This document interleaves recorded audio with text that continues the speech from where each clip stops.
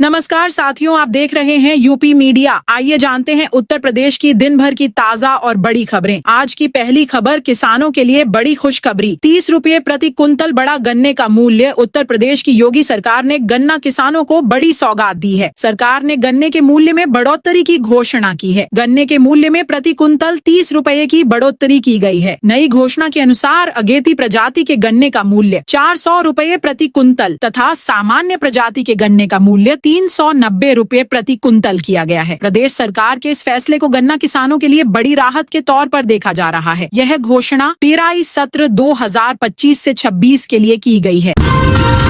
उद्यमियों व्यापारियों को जेल भेजने वाले 13 नियम होंगे खत्म। प्रदेश सरकार ने उद्योग और व्यापार जगत के लिए बड़ा कदम उठाते हुए उत्तर प्रदेश सुगम व्यापार प्रावधानों का संशोधन अध्यादेश 2025 को मंजूरी दे दी है। मुख्यमंत्री योगी आदित्यनाथ की अगुवाई में मंगलवार को कैबिनेट बाई सर्कुलेशन के जरिए पारित इस अध्यादेश के तहत राज्य में लागू 13 प्रमुख औद्योगिक व व्यापारिक अधिनियमों में लगभग 99% आपराधिक प्रावधान समाप्त कर दिए गए हैं। अब अधिकांश मामलों में उद्यमियों और व्यापारियों को जेल भेजने की बजाय आर्थिक दंड और प्रशासनिक कार्रवाई की व्यवस्था लागू होगी। यह कदम ईज ऑफ डूइंग बिजनेस को बढ़ावा देगा और प्रदेश में निवेश का माहौल और अनुकूल बनेगा। इस अध्यादेश के तहत कई पुराने प्रावधान, जिनमें मामूली उल्लंघन पर भी कारावास का प्रावधान था, अब हटाए जा रहे हैं। छोटे मोटे तकनीकी उल्लंघनों पर अब जुर्माना या चेतावनी दी जाएगी।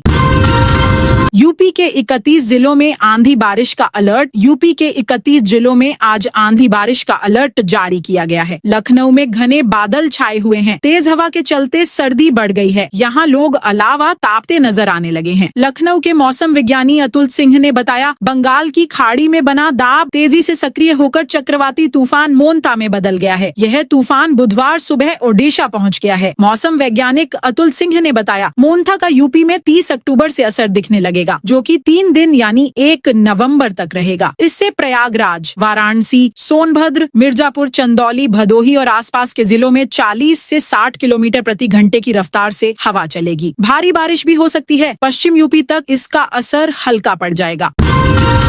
कृषि नीति में होगा बड़ा बदलाव। अब प्रदेश में खुलेंगी निजी किसान मंडियां। प्रदेश में किसानों को उनकी उपज का ज्यादा मूल्य दिलाने की नई रणनीति बनाई गई है। इसके तहत निजी क्षेत्र की मंडियों की स्थापना के लिए नियमों का सरलीकरण किया जाएगा। जमीन का क्षेत्रफल घटाने के साथ ही प्रतिभूति रकम, परियोजना लागत भी कम करने की तैयारी है। आधारभूत सुविधाओं के विस्तार में सरकार कई तरह की सहूलियतें दे सकती है।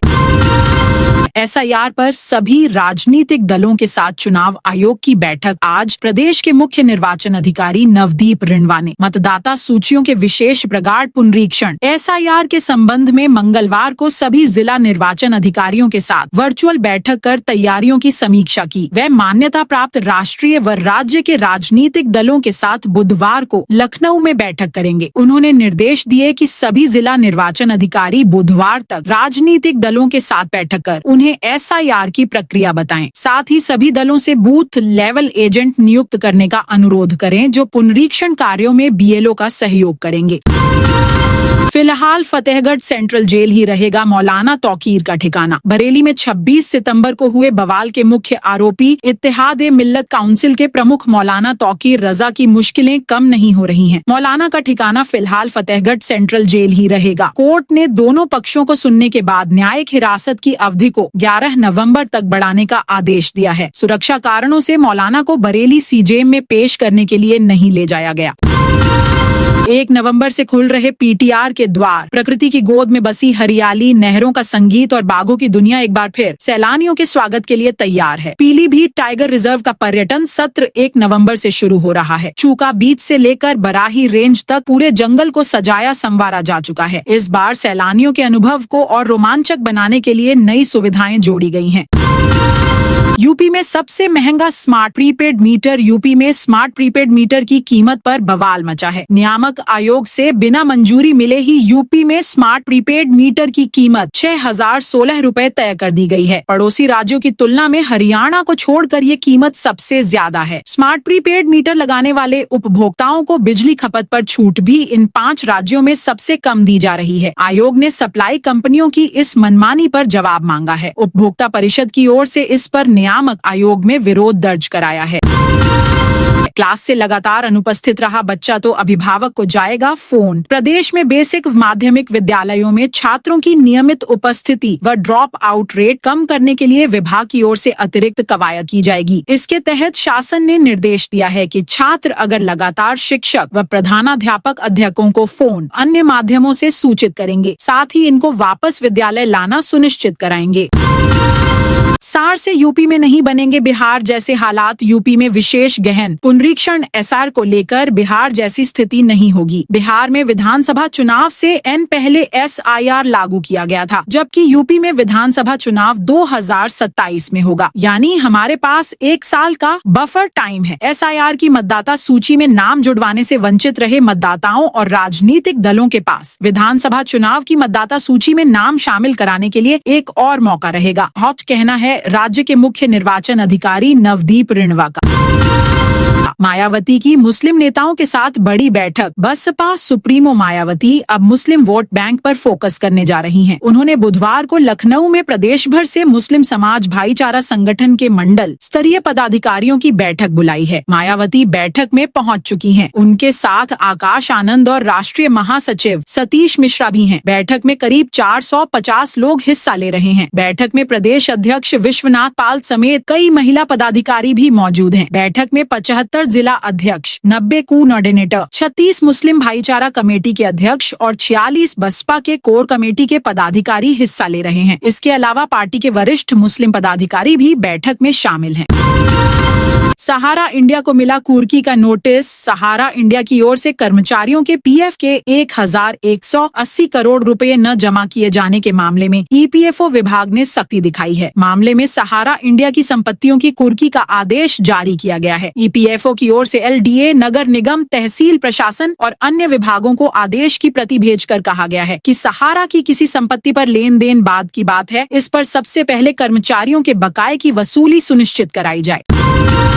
संभल में रेड मारने 60 गाड़ियों से पहुंचे आयकर अफसर। यूपी के संभल समेत 3 शहरों की 4 शुगर मिल्स पर आयकर विभाग की छापेमारी चल रही है। अधिकारियों ने सुबह सुबह संभल, बरेली और बिजनौर में दबिश दी। रेड गोयल ग्रुप की शुगर मिल्स पर चल रही है। बताया जा रहा है कि ग्रुप पर टैक्स चोरी का आरोप है। सुबह करीब 7 बजे 60 से 70 गाड़ियों के काफिले से 100 से ज्यादा अधिकारी मिल पहुंचे। पीएससी के जवानों ने पूरे शुगर मिल परिसर को अपने कब्जे में ले लिया है। छापेमारी के दौरान टीम दस्तावेज खंगाल रही है।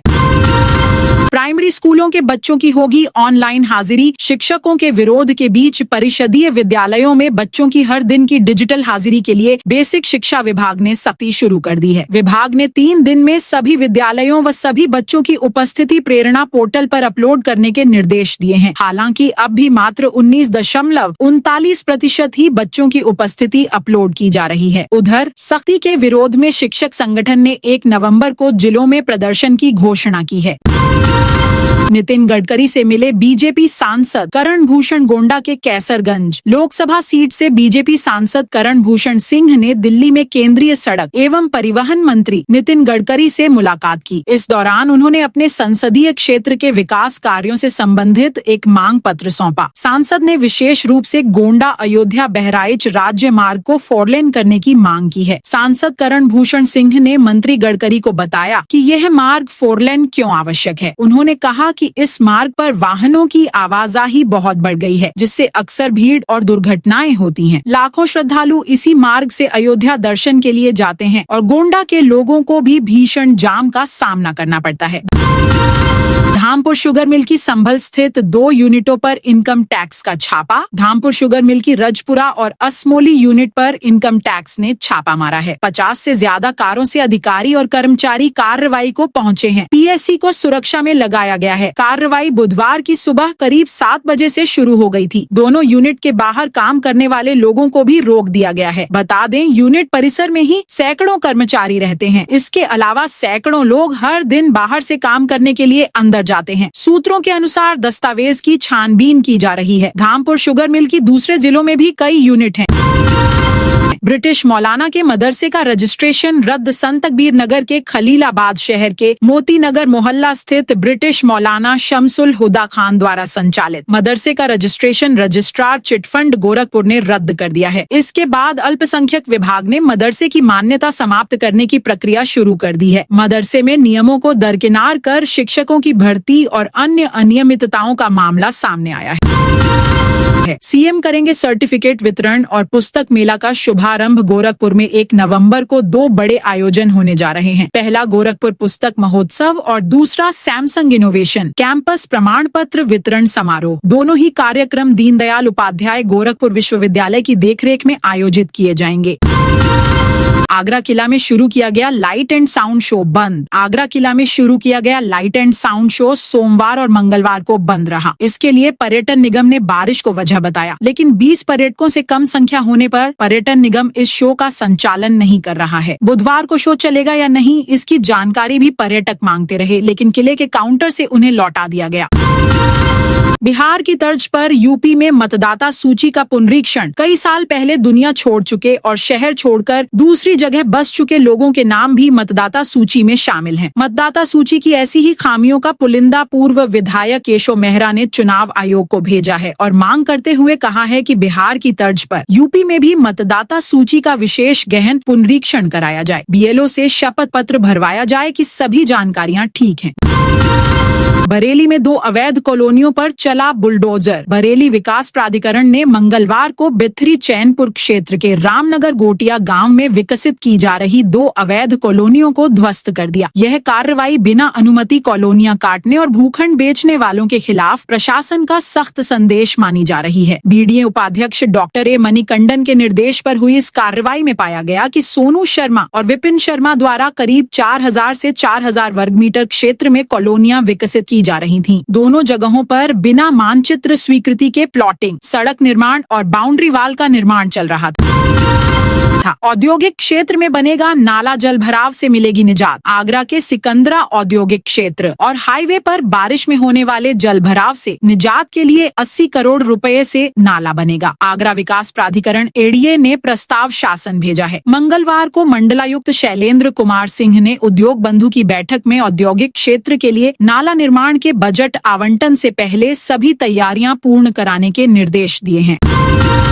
वर्ष 2022 के पहले से गृह कर बढ़ाने पर लगेगी रोक। विवादों के बीच बृहस्पतिवार को नगर निगम कार्यकारिणी की बैठक फिर होगी। जीआईएस सर्वे के बाद बड़े गृह कर से राहत देने के लिए समिति बनाई जा सकती है, जिससे 2022 से पहले के गृह कर को पुनरीक्षित रिवाइज करने पर रोक लग सकती है। महापौर ने 1 महीने पहले यह निर्देश दिया था कि 2022 से पहले का गृह कर न पुनरीक्षित किया जाए, जिस पर अब कार्यकारिणी में मंजूरी के लिए प्रस्ताव आएगा। इससे 50,000 से अधिक भवन स्वामियों को फायदा हो सकता है। सेना ने किया राम मंदिर में ध्वजारोहण का ट्रायल। राम मंदिर में ध्वजारोहण समारोह की तैयारियां तेज हो गई हैं। ध्वजारोहण के लिए लगातार ट्रायल हो रहा है। सोमवार व मंगलवार को सेना के जवानों ने राम मंदिर भवन निर्माण समिति के अध्यक्ष नृपेंद्र मिश्र की मौजूदगी में ध्वजारोहण का ट्रायल किया। राम मंदिर के शिखर पर प्रधानमंत्री नरेंद्र मोदी की ओर से फहराया जाने वाला ध्वज पैराशूट के कपड़े का हो सकता है। अभी इस पर मंथन चल रहा है। तो दोस्तों, यह थी आज यूपी के सभी जिलों की खबरें। आप इस वीडियो को कौन से जिले से देख रहे हैं, उस जिले का नाम बताइए।